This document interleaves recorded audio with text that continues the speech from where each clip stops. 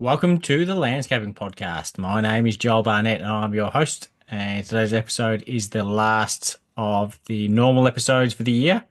But then we've got the second part of the Q&A coming up during the week. But this episode is with Bridget Doyle from BD Landscape Design. Bridget's based in northeast Victoria, but was originally from the Riverina of New South Wales, so does a fair bit of work there as well. And she had a great start in terms of the companies that she worked for because she was doing not just residential work, but she was doing residential and commercial with like play spaces and aged care. So she had a big variety of the types of projects that she designed. So then she's been able to carry that through into what she does as well. So she also does that mix, which keeps it interesting. And she's yet another designer who started out not charging enough. So there's plenty of great designers out there who started out just like everyone else, not charging enough, not realizing how much they were worth, and learning the hard way. And she also shares the some of the challenges of working in a home office, which is something I've certainly struggled doing when you compare it to going somewhere to work. So we talk about that, and also the how it can be a bit isolating as well.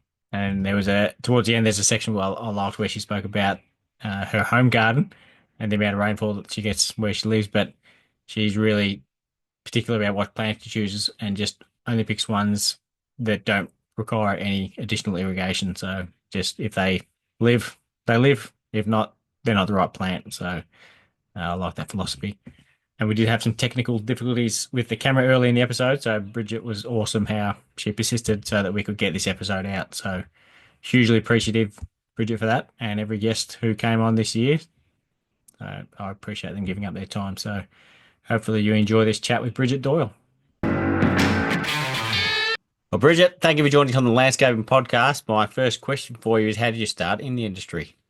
How I started? Well, I guess I think I was destined to get here eventually, but I grew up on a potato farm in the Riverina, so my childhood was obviously, hanging out with my father, growing potatoes, playing in very large country gardens, building tree houses and things like that. So I've always had a connection to country gardens and country landscapes.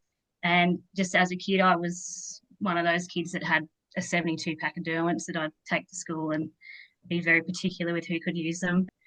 I was always colouring and always sketching plants and animals, just, yeah, from as early as I can remember, I was doing that. So, yeah, I guess my background is out in the country, and I got here. I think I at school, I when I finished school, I got into nursing and exercise science, and it didn't really feel right to me. So I took a year off with a couple of my friends, and we drove around Australia in a van, and that was great. And while I was driving around, I think there was this new course that had come up, so I was sort of keeping an eye on what was happening with uni courses, just because I sort of knew that what I chose wasn't right. And then this new Melbourne module had come up. It was called Bachelor of Environments. It was a new thing that they were trialing. So it's 3 years of study and you can major. So I majored in landscape architecture, and then you could do your masters, and that's another 2 years. And at that point, I decided I didn't want to be in Melbourne for another 2 years. I'd been in Melbourne for boarding school and 3 years of uni, which was enough for me. So I did my 3 years, got my bachelor, and then moved back out to the Riverina and got a job working on the grain harvest. So I was working in a sample stand and on the weighbridge, which is long days, hard work, pretty good money. So did that. And then my now husband, he got a job in Wagga Wagga. So I followed him off to Wagga and didn't really know what I was doing, didn't have a job. I eventually got a job at Bunnings and I worked there for, I don't know, maybe 6 months or something, just in the nursery section, and which is really good. Like I learned a lot about pests and disease quite early on, and kept my knowledge of plants up with what was sort of coming in, and which was good. And then there was a landscape architect, actually a firm based in Wagga that someone had told me about. So I went around there and showed them my uni folio, which now probably isn't very relevant stuff. And sort of lied to her and said I could use CAD, which I couldn't. So I got the job. And so I spent 6 years there. That was at Somewhere Landscape Architects, run under Alex Dalgleish, who's an amazing architect and pretty much taught me everything in that while I was there. So yeah, 6 years. So I spent early on, obviously, because I'd lied that I knew how to use CAD, practicing CAD and staying late, mucking around on CAD. And then eventually I got very good at it. So I ended up sort of being the chief CAD person in that business. So a lot of the working drawings, the ones that were quite complicated, which was good for me. I was the only one who could use them, so she couldn't find me. But it was good, and I learned a lot. And I think that she was actually a great mentor for me. And the jobs that, like, we just got thrown straight into the deep end there. Like, it was just, here's your first preschool, let's go. So I remember working on my first preschool design, and then started to build that love for designing like natural play spaces and thinking about how kids are going to use spaces. And we did lots of different projects there. So we did commercial and gardens there. So very big gardens in Sydney, a garden for a night, which was great. So I did the detailed design for that. Worked on a really lovely garden for the Canberra Arboretum in the Gallery of Gardens there called The Gift of Life. So helped with the detailed design on that. And just sort of plotted away in Wagga. We'd lived in I think the house was a 450 square metre block in town. And I was probably getting a little bit, I don't know, I just needed some more space. So this opportunity came up to move to Northeast Vic, to this property that we're at now. And so we made the move over here to a farm. So we're running, I don't know, what have we got? 400 acres. And there's about 160-ish cows with their calves on here. So we sort of do that on the side. Then I got a job at Spire in Shepparton. So I was doing the country commute, which is 200 kilometres a day, 2 hours highway to Shep, and did that for 2 years. And that was also very good just for my professional development there in Shepparton, mostly commercial projects. And then I started working on greenfield development sites in Melbourne. So I started project managing those sites, doing site inspections, claims, sort of, moved more towards project management and sort of staff training. And then I got pregnant and I thought 2-hour driving is just not going to work when I have a new baby at home. So, and the winters, like I was leaving in the dark, getting home in the dark.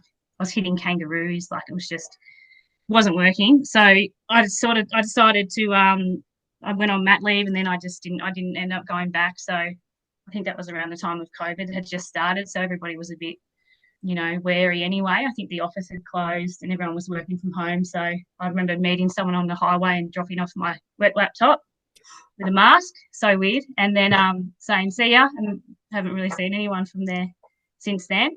And then I think I was at a 30th or something, and there was someone there who said, "Oh, are you a landscape designer?" I said, "Yeah," and she got me to come out to her garden. I think I was 36 weeks pregnant or something, and was out in the Riverina out there that way. And so I went out there, and that was one of my first gardens. And then from there, she sort of just referred me on to someone who referred, and it sort of just snowballed from there. So it's been 4 years now, I think, since I've been out on my own, and mostly gardens now. But I do work under a few architects that I have relationships with that so I do school projects for them, aged care, and the Catholic schools office in Wagga. I still work for them, so that's the connection back from when I was working at Somewhere. So I've got a few nature play projects on the go at the moment as well. So I just sort of take whatever comes in, and find it hard to say no, which is probably every small business person's problem. But yeah, so that's sort of how I got to here. And yeah, I think I've been in the industry now, I don't know, 12 years maybe. Yep. Did when you first started doing those play spaces, like the preschool, did you have a lot of a big learning curve? And same with the aged care with any, um, what are they called? Standards and Yeah, standards. yeah, yeah, definitely. You got to because the play school, like the preschools, they get signed off, so they do get someone's got to come through and check everything. So yeah, you've got to follow all the guidelines to make sure that there's no entrapment issues. And some sort of centres are different to others. Some centres they don't want flowers because they don't want bees. So that's tricky. So sometimes you just got to be like, well, you need to either trim the flowers before they come out, or it gets pretty hard. And some let you go. You could go to the level of risk play. Obviously, it's managed, but and you've got to follow all the regulations, but you can do some pretty crazy things as long as it's all to code. So yeah, a lot of preschools are really good, and they let you have loose item play, and others they're a bit more wary about having loose rocks and things around in case the child obviously will throw a rock at somebody or a window or whatever. So yeah, everyone's different and every project's different. So you just got obviously you've got your brief and you just got to design to what you've been given and yeah, follow the guidelines. Yep. And going all Yeah, the way back to the start, because I've seen people growing potatoes in bags and they just keep topping it up. I yeah, assume that's not what it's like when on a no, bigger scale. yeah. I don't know. Like imagine the most potatoes you've seen in your life, and then times it by truckloads of them. Yeah. That's just a day of digging. So yeah, I grew up like on the holidays. I'd work on the farm, and you'd be grading potatoes. It's got to be one of the worst jobs in the world. It's very boring. It was before you had headphones and things, Yeah. so you just have to stand there and grade potatoes, and it was dusty and hot, and flies and. But it was fun, and it makes you appreciate, I guess, other jobs like sitting in the office. It's quite nice sometimes. But yeah, it's good. It's a good background with potatoes. Like, obviously, my dad's a quite a handy horticulturalist, so he's very good at growing plants and grass, and so I've learned a lot from him along the way. And then obviously, like trialing my own ways here on this property was a little bit different, but yeah, And how was it going from the a 450 square meter block to where you are now? Like, yeah, a lot more mowing. I Definitely, I was surprised that there's blocks that size in Wagga. it's tiny. Yeah, it was near the hospital, so it was a good little spot. And but it was good back then. Like you think about it now, well, I was like 26, I didn't have any commitments, so you know that was good. But now here, I've got lots of commitments and probably too much land to mow and look after. But it's just we've chose this lifestyle, and yeah, I couldn't ask for anything better, really. Like 4 hours of mowing if you need to have a think's pretty good. Yeah. Yeah, well now there's Bluetooth headphones. Yeah, that's it. Yep. I ran out of fuel yesterday or the day before on the mower, so I've just left it out there. I'll have to go get it eventually, I guess. Uh, yeah. And is Spire Architects, are they like have they got multiple sites? Because I think I've heard of them. Yeah, they do. They're quite big. They're a multi disciplinary firm, so they do civil, electrical, planning, urban design, project management. They're really big. They've got an office in Melbourne, Shep, Albury, Canberra now, I think. Yeah. So I was going sometimes up to the Albury office, just depends what projects are on. I'd go down to Melbourne to look at the projects there and have there'd be meetings and things in the Melbourne office. It was definitely different to where my first design job was with pretty small team. There was Alex, me, and then probably two or three other people at one time there. And then and then to go into Spy, which was pretty handy having an office full of people with all different skill sets to be able to collaborate on projects and from the very get go. So What did Alex say when like did they say, do you want to start drawing this up on CAD? And then you said, oh, actually, no, I don't know how to use it. I can't remember. I can't remember. I think I sort of started practicing it, and then like I don't know, I sort of just got away with it. But because she didn't know how to use CAD either, so like she couldn't really get mad at me. But she uses it now, so which is good. So but she does the most amazing hand drawings, like yeah. So and that's just another skill in itself. She's yeah, she uses the copy markers, Oh yeah. and yeah, it does really lovely sketches. Yeah. Yeah. Yeah. When I first got my apprenticeship, I'd lost my license. I think I was going to get it back in maybe 9 months, but I knew that's obviously not a good selling point to get the job. So I Yeah. rocked up to the interview in a taxi around the corner Yeah. and then just walked in there and then got the job and then rocked up on my bike that Yeah. first day. He goes, "What Yeah. did you drive?" I said, "Oh, I've got a license." He goes, "Why didn't you tell me?" I said, "You didn't ask." Yeah, It wasn't in the like requirement list, was it? exactly. No, License. Yeah. didn't mention it. So yeah, Yeah. so the first Oh, 9 months I was riding to his house and then working and then riding home and yeah, it yeah. was hard And work. then But someone else driving you around as well, 'cause that's pretty handy. yeah, yep. Then I can drink then as well while I'm working. Yeah, that's Great. it. Yeah. So did you do much residential stuff at those places as well?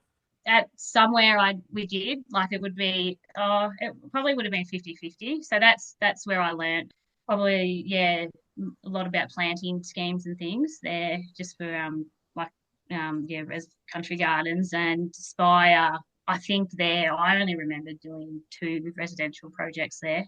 So yeah, completely different. Which is good because obviously that's allowed me to, diversify my skill set. So yeah. Do you have a preference over one at the moment? Uh, not really. Like you get a little bit burnt out, like over doing the same thing. I think like I jump around a bit, but like last week I was doing a garden, completely blank space, new house on a farm, all cleared, which sometimes is a challenge. And then and then this week I've jumped into aged care design, so it keeps me interested. But yeah, every job's different and every job has its challenges. And yeah, I And think those aged care projects and other ones just come from referrals as well? yeah, so they're working with those architects that I've Oh sort yeah. of developed relationships with. And so yeah, they'll just send through something and say, oh, can you just do a fee for this? And yeah, put in a fee. And I don't know if they might ask other designers too. I don't know. I don't ask them. But yeah, so that's always good. I just like working with, because they do all the project management, so I just get to do the drafting and got to go and do site inspections when it's getting built. But yeah, they're good projects because it's sort of, you get to do probably a lot more detailed design, because with gardens mostly now I probably just do a concept and then the planting plan. I don't really go too far into detailed design anymore. A lot of people will get a garden design and they'll work on it themselves over 10 years or so. So And is there what's the reason that only want the concept and the planting plan just because they don't need the details?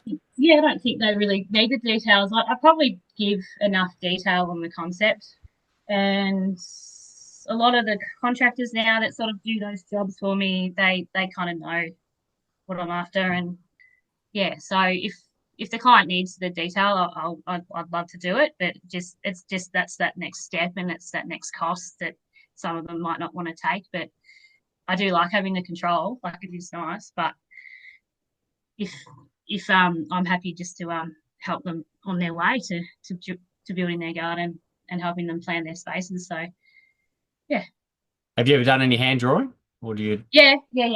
I started out. I guess most of my plans were hand drawn before I knew how to use CAD.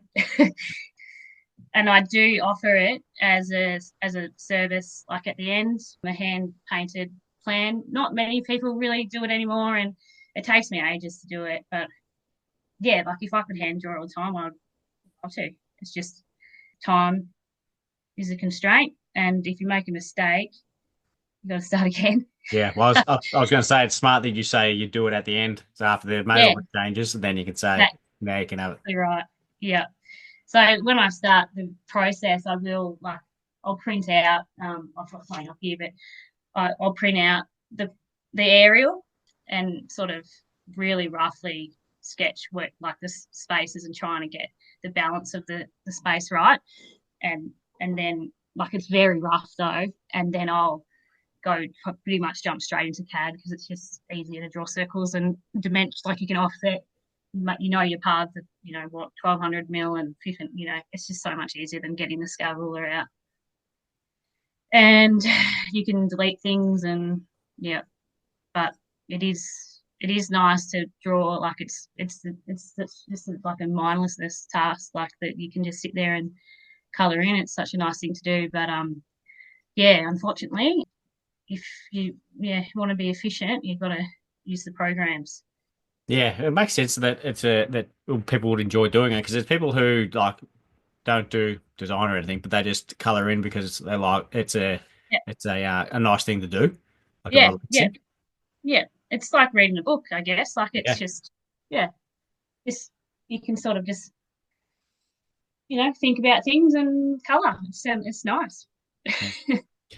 And when you were working at those two places that you were working at, did you learn anything about what to charge and fees and everything like that? And like, Um, yes, definitely. At the at somewhere, eventually, I was doing fees there. I reckon, like, and she knows this, but she's definitely worth more than what she charges. Like, which probably every designer is about the same. And we didn't really track time there. We just sort of did our thing, and if it took long, it took. That's how long it took.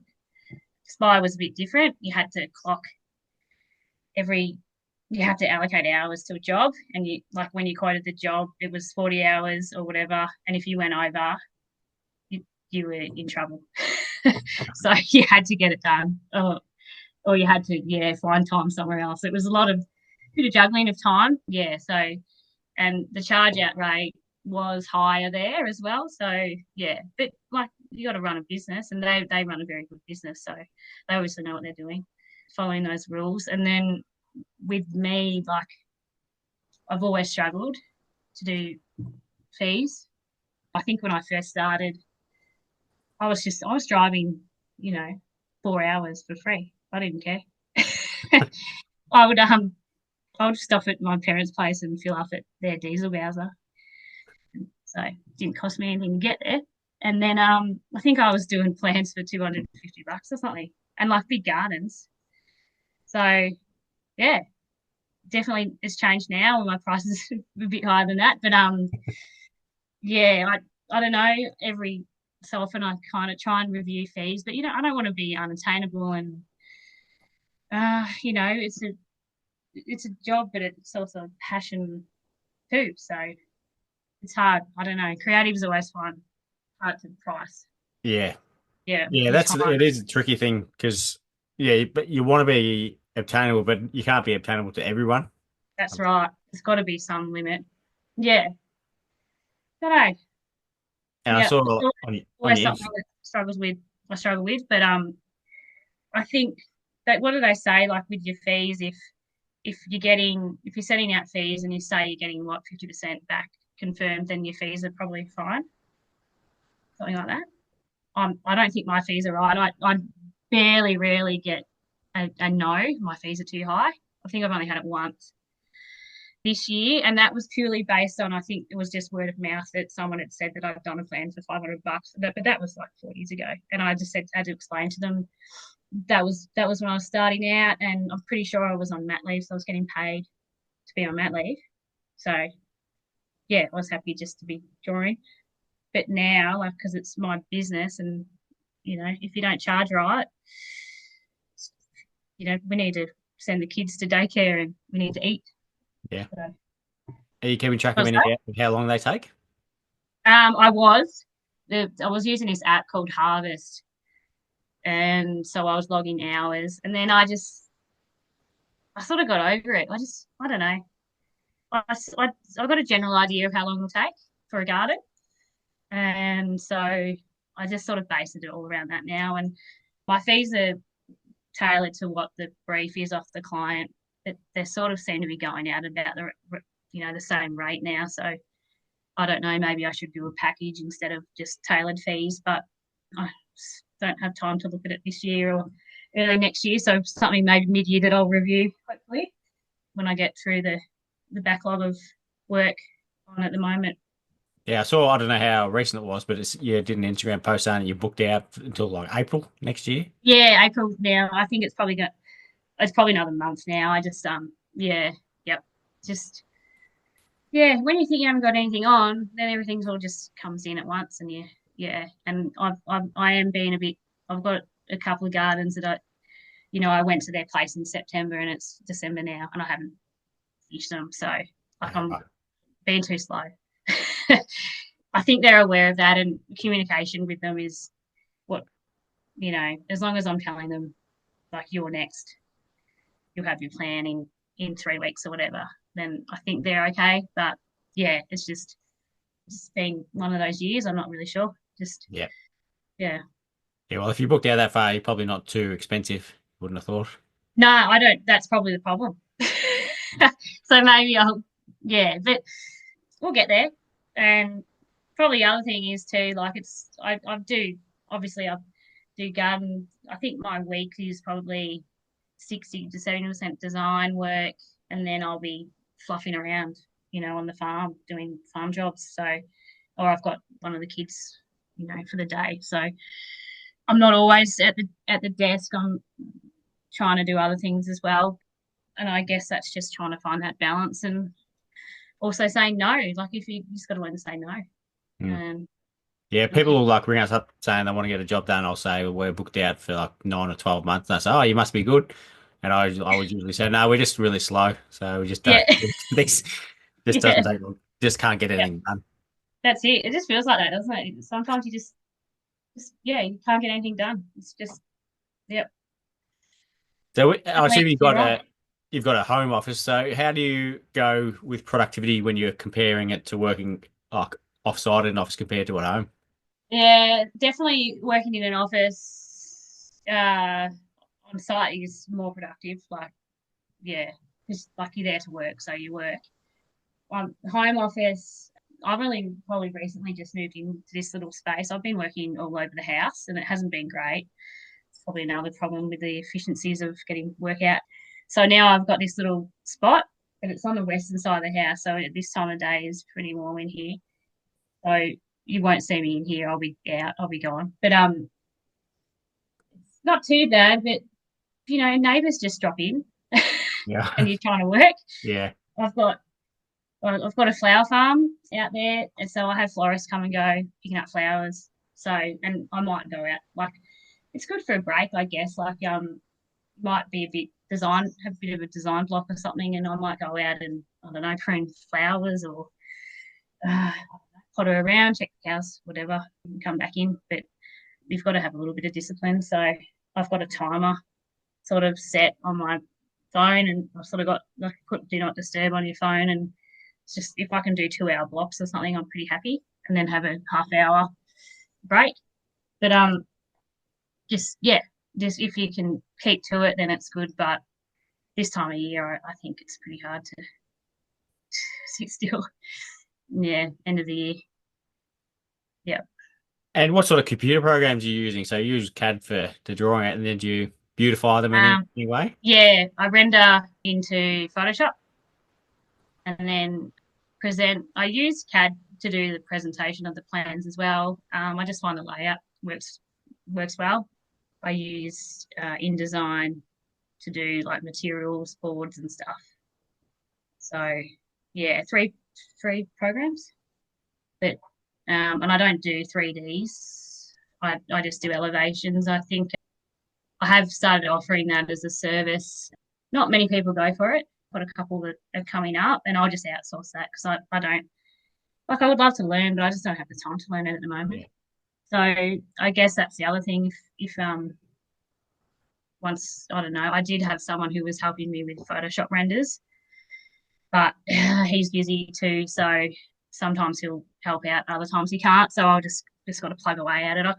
It's probably something that I need to look into is outsourcing, but I sort of like the whole process. I don't really like letting go of the because I'm making changes as I'm going through, like putting color on it, because if it doesn't look right with the color, something's not right with the design. So I always sort of shuffling things around. So yeah, I kind of like to be involved the whole way through.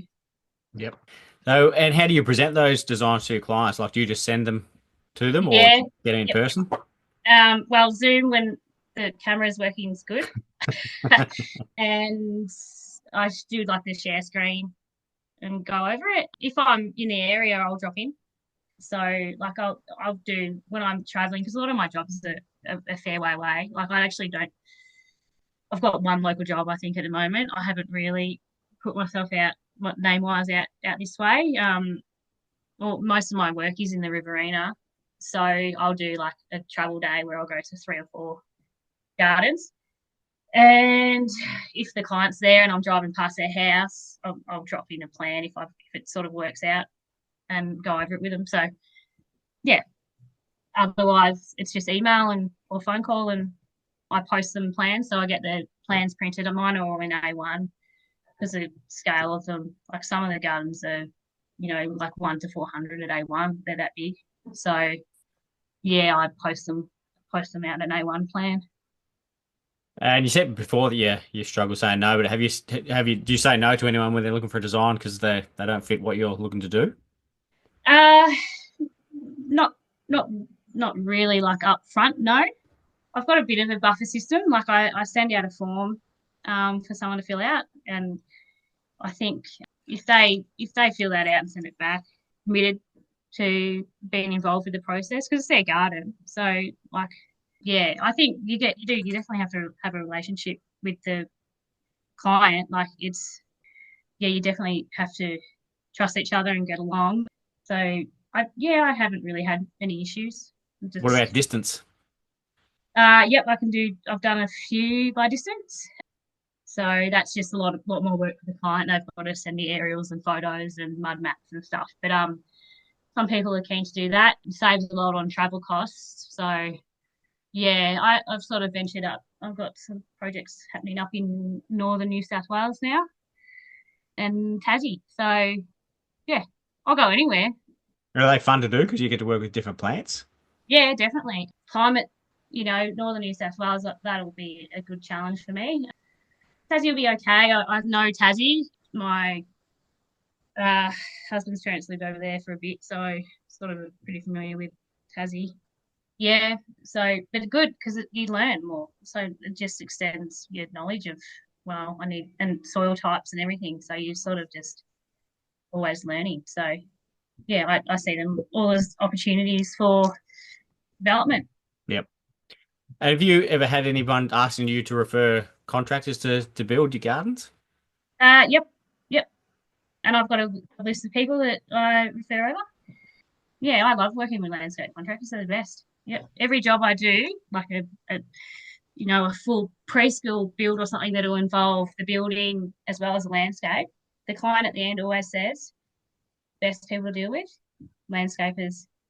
Yep. Don't know what it is. You must just be happier. It'll work in the dirt, so it earths.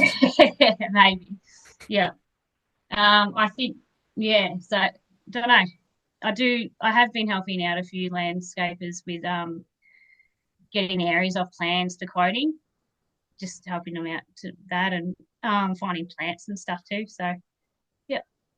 Have you done any like mentoring or like either way with just Uh, Not no. Probably should be doing that, and I will. I just don't think that this phase of my life I've got the time for it. But it's definitely something I want to pay forward because my first job out with Alex, she was definitely put a lot of work into me, and it's something that definitely needs to be paid forward from her. So I will do that, and I do have people sort of ask me on Instagram sometimes a little bit about trying to get into design and things. So yeah, I don't know. Well, future me will do some mentoring. yeah. Don't Have hold you me. you haven't had an employee on before, have you? Nah, nah. I don't think I ever will. I just I don't know. Like as I said before, I don't like handballing things over. So I'm not very good at delegating, I guess is the problem. And then I don't necessarily want to scale up either. Like I'm scaled enough and yeah, happy where I am. So I probably won't get staff, but if anything, it would just be getting, a subby like to draft or something like that if needed. But like it's the same with, the farm management stuff. Like we do most of it, but we get subcontractors to do the hay harvest and all that. So we won't ever get an employer, so or employee, sorry. So Yep. yeah. Yeah, because it's hard with like there might be times when you think, oh, gee, I wish someone else could do this, but it might be like 10% of the time, if that. So Yeah, it you is. can't have an employee to just pick and choose one working one day every 2 months or whatever. Yeah, yeah. I have like my sister's helping at the moment actually. Like she's doing a bit of the admin work, so which is nice because I don't really like doing invoicing and stuff, and I don't really like doing fee proposals really. And she's probably better at it because she's removed. Like if she's removed from it, then the fees might be dearer. Yeah. Yep. Yeah. So, and she's doing all my inquiries now. So if someone emails me, she's on that and she sends them out the form and lines them up and tells them they've got to wait 6 months. So it keeps me distant, which is nice. And I don't know, I use Zero as my accounting software, which is probably that's a staff member like in itself. So you can track what's going on and yeah, so there's all those sort of apps now that you can use to help. Yep. I can't remember who it was, but they were on as a guest I had on recently, but she said that when she was working for someone, she was able to charge because it was more of a business transaction. But then when she started working for herself, it was she just like, ah, no, we'll just do this and chuck it in. And Yeah, yeah, it's weird, when isn't you, it? yeah, but if you get someone Yeah, else to charge it, they'll yeah, be strict on it. yeah, yeah. I don't know what it is, but I don't like. Yeah, it's got to take the like. It's a mindset shift, I guess, of like, well, this is a business, this is a service. You're paying for whatever 12 years of knowledge, but it's hard to do. Don't know. Yeah, yeah. It's a lot easier telling people, you should charge X amount, but Yeah, actually doing it yourself, it's yeah. a lot more difficult, and So seeing I like. value as well. Yeah, Yeah, I spoke to Michael McCoy at the garden show last year, and I was saying how, um, yeah, I didn't feel like what I charge, but like I felt like what I was charging was a bit expensive, but I knew it wasn't in relative terms to what people in the industry do. yeah, And then he was telling me that like the knowledge I've got from doing construction is more valuable than what people who haven't done it have. So exactly. you can Yeah, technically charge more for doing that. that's right. And technically, you're quicker at it now too. So like you should be like charging more and being quicker. But yeah, I don't know. It's just hard. It's hard Yeah, to remove yourself from that personal. I don't know what it is. It's just like a block in your mind. You're like, oh, I can't charge that much. Like it's weird. Um, yeah, yeah, but yeah, having someone else who's not in the actual design component or the construction part, are just purely based on the business side, and yeah, it's probably a good way around it. yeah. Be A good learning tool is losing money on jobs, and that makes you realize that you should be charging more. I've done that a yeah, fair. So like I did a construction quote, and it was a fair bit, and then the client came back and said, "Oh, you're pretty expensive here. We've got another quote, and you're more expensive on all these different items." I said, yeah, "Well, that's because I've lost money on every one of those items before, so I know exactly how much they cost because I yeah. can track." So I've learnt. Yeah, yeah, I learned the hard way, so I'm yeah, well aware, and that it is what it is. So maybe this other person who's quoted doesn't know how much they cost to do, so their yeah, lesson's coming. yeah. But like for you, there's obviously more risk involved. Like your overheads compared to my overheads are very different. Like I have barely any. Yeah, So if I go over at a job, like it's annoying and you do lose money, but it's not massive amounts of money. Like yeah. yeah, it's not thousands of dollars of paving losses and stuff. So I guess in that respect, yeah, a lot of risk. Like working from home, I don't have any, you know, office space overheads. Yeah, that'd Uh, probably be different if you put an employee on as well, because then you'd be more concerned about it because you have to pay their wage. So if you it take longer to do something, they'll get paid, but you won't. exactly. That's why I don't really want to get someone on. And insurance as well. As soon as you get Yeah, another person, yeah, I like your insurance doubles. I just can't. No, I just yeah. don't really have have the time. But like I'll have someone like check work because you need to have those checks in place for some projects. So but you can also outsource that. Like I've got a few contacts that I can send stuff to look at. So yeah, and I have been doing like when I first started out, I was doing sort of freelancing as well. So for somewhere when I left, I was still working for her, just freelancing because well, there was one CAD file that was a beast of a CAD file that no one else knew how to use. So I had to do that job, and I think that's finished now that project, but it was a big project. And I don't know if you know Wayne from AQL. Yep. Yeah, I draft gardens and things for him too sometimes. Yep. Yeah, and I don't. That sort of just came about, and I guess when you're looking for work, you sort of look. You sort of flexible when you do those kind of things.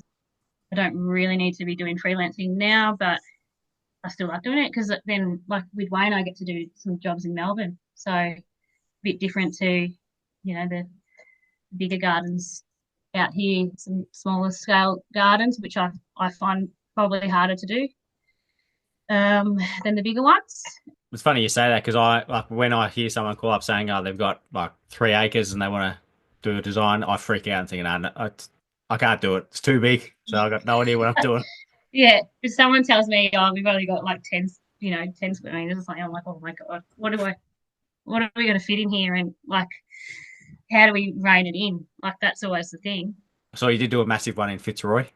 Ooh. Yeah, that was tiny. That was the smallest. And actually, the survey plan was wrong. They pinched another 500 mil off the side, so it was smaller again when they built it because there was a whole row of plants that couldn't go in. And I was just yeah, but yeah. So that sort of like the client there, like a lot of my clients, I know through something. So I went to school with her and uni. So yeah, you just that's sort of why I go and delve into the Melbourne projects. But usually I'm out here in the country.